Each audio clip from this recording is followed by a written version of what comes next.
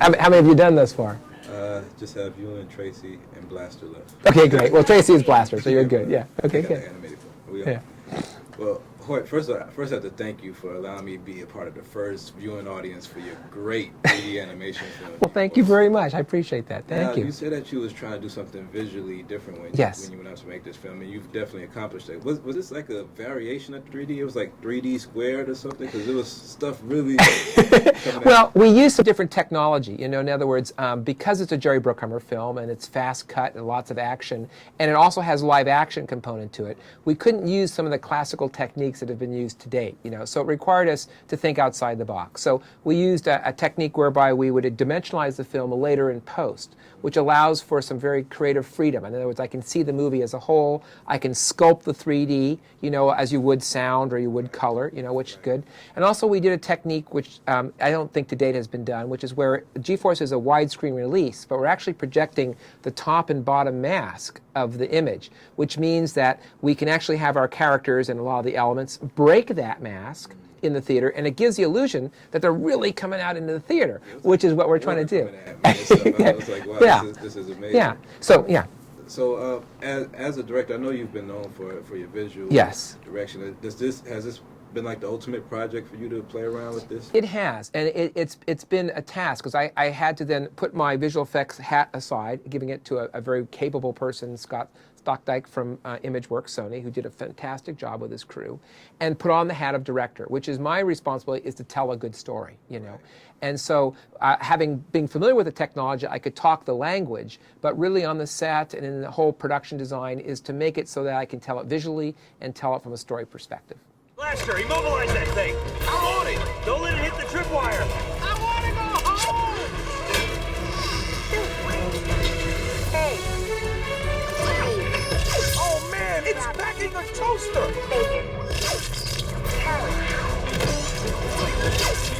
Not even close! Come on, Hurley! Just a little piece of cake!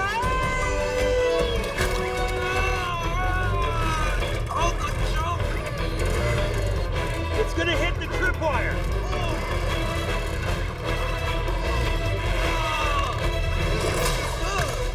Let's recover! Jump!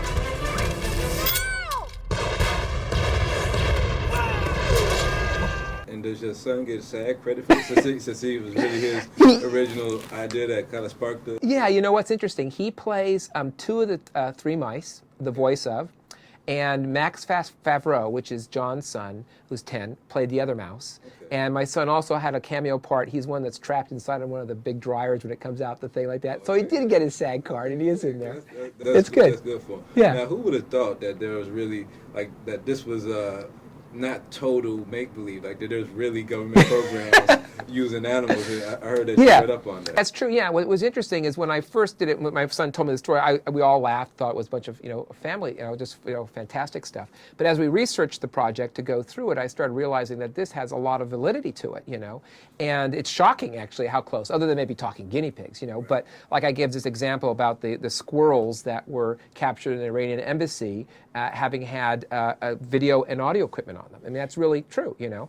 Or if you go to DARPA.com and you look under cyborgs, believe it or not, it's a public website, and you talk about the research that's being done as we speak about taking insects, particularly cockroaches and moths, and putting nanotechnology on it and then allowing people to pilot them like RC cars into remote areas for bugging, you know. So you gotta check the roaches. Exactly, yeah, check the roaches, yeah. So that's where Mooch came from, was from that. So we live in an interesting world, and so it didn't take much to spark one's imagination to go and make a good story out of it.